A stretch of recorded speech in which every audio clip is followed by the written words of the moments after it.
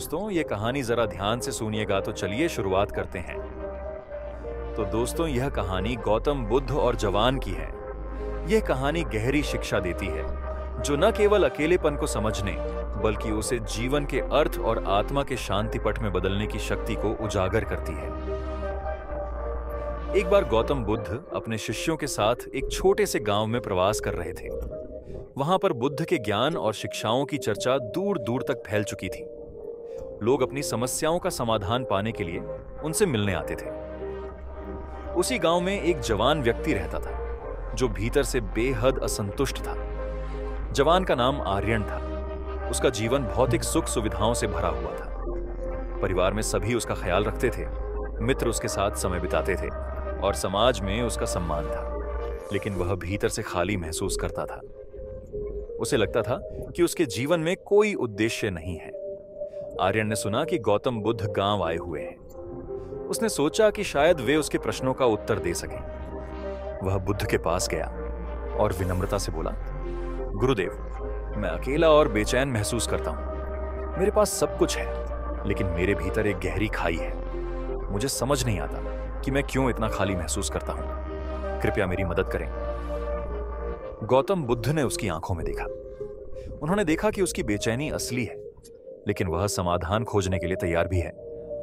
बुद्ध ने मुस्कुराते हुए कहा, आर्यन, तुम्हारे प्रश्न का उत्तर तुम्हें खुद खोजना होगा। आओ, मेरे साथ चलो।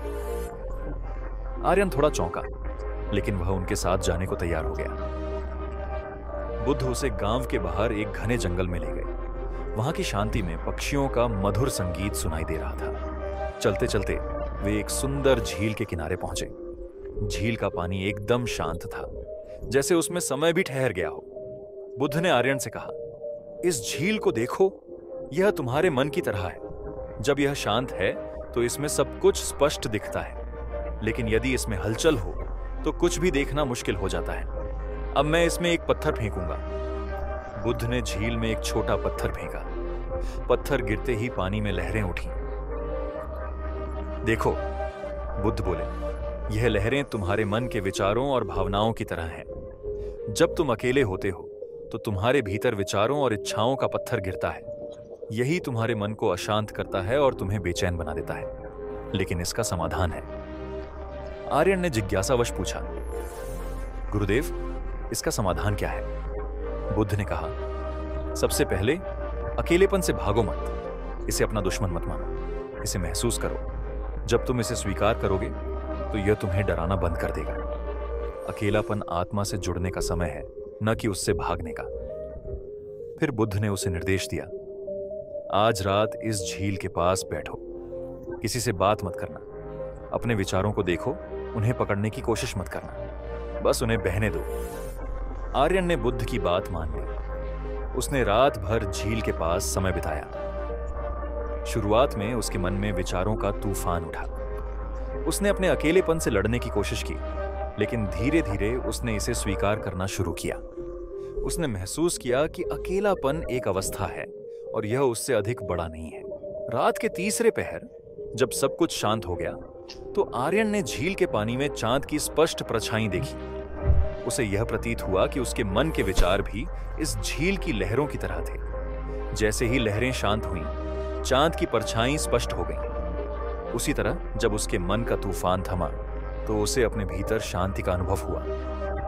अगली सुबह वह बुद्ध के पास गया और कहा, गुरुदेव, मैं समझ गया। अकेलापन कोई समस्या नहीं है। यह तो मेरे भीतर छुपी शांति और आत्मज्ञान को खोजने का अवसर है। मैं अब अपने मन की लहरों को पहचान सकता हूं। बुद्ध ने मुस्कुराते हुए कहा, आर्यन, जब तुम खुद के साथ समय बिताना सीख जाते हो तो अकेलापन तुम्हारा शत्रु नहीं रहता। यह तुम्हारा सबसे अच्छा मित्र बन जाता है। यह तुम्हें तुम्हारे भीतर छिपे सत्य से जोड़ता है। याद रखो, बाहर के संबंध अस्थायी हैं, लेकिन तुम्हारा अपना मन और आत्मा हमेशा तुम्हारे साथ रहेंगे। उन्हें समझो और तुम कभी अकेले महसूस नहीं करोगे। यह सुनकर आर्यन ने बुद्ध को प्रणाम किया और कहा, गुरुदेव, आपने मुझे एक नई दृष्टि दी है। अब मैं अपने अकेलेपन को नहीं, बल्कि उसे समझने और अपनाने का प्रयास करूंगा। यह कहानी हमें सिखाती है कि अकेलापन हमारे जीवन का हिस्सा है, लेकिन यह कोई दुर्बलता नहीं है। यह आत्मा को समझने और मन की गहराइयों में उतरने का समय है। अगर इसे गले लगाया जाए तो यह हमारी सबसे बड़ी ताकत बन सकता है। कहानी आपको अच्छी लगी हो तो इस वीडियो को लाइक करें और ऐसी और कहानी सुनने के लिए स्वप्निल चैनल को सब्सक्राइब करें। धन्यवाद। तो मिलते हैं एक नई कहानी में।